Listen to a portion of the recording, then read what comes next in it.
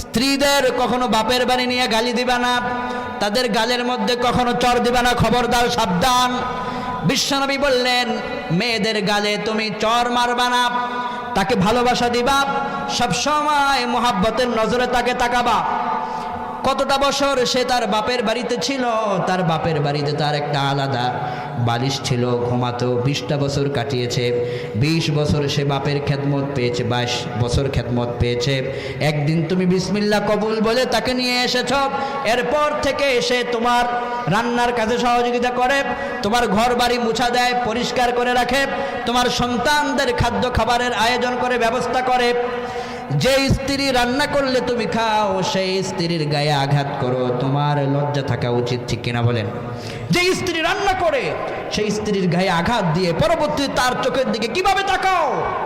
এজন্য বিশ্বনবী বললেন, স্ত্রীরা হলো তোমাদের পোশাকের মতো, গায়ে তখন তাদের হাত দিবা না, তাদেরকে ভালোবাসার ছোঁয়া দিবা। দৈনিক একবার করে হলো একটা একটা করে ফুল দিবেন। যাদের স্ত্রী আছে, বিশ্বনবী বললেন, তাদেরকে বেশি বেশি করে উপহার দিবা, আর তাদের চেহারার দিকে তাকায় মুস্কি হাসবা। নফল নামাজ পড়ার সমান সওয়াব আমল নামায় দিয়ে দিবেন কে? স্ত্রীদেরকে বলবেন, I love you my sweetheart, আপনার জীবন, আপনার কলিজা একমাত্র স্ত্রী।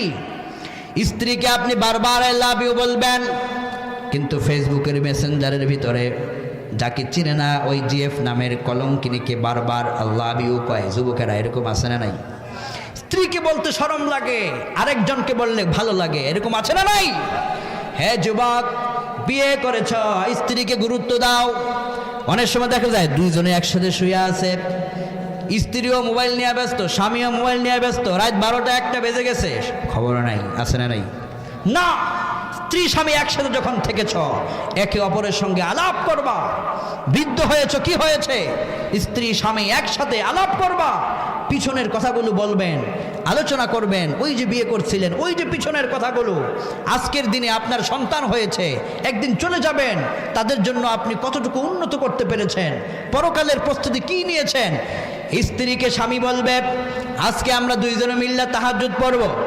আবার স্ত্রী তার স্বামীকে বলবে, আসুন আজকে রাত্রে দুইজনে মিলে তাহাজ্জুদ পড়ব। এভাবে করে একে অপরকে নেকের পথে ডাকবেন।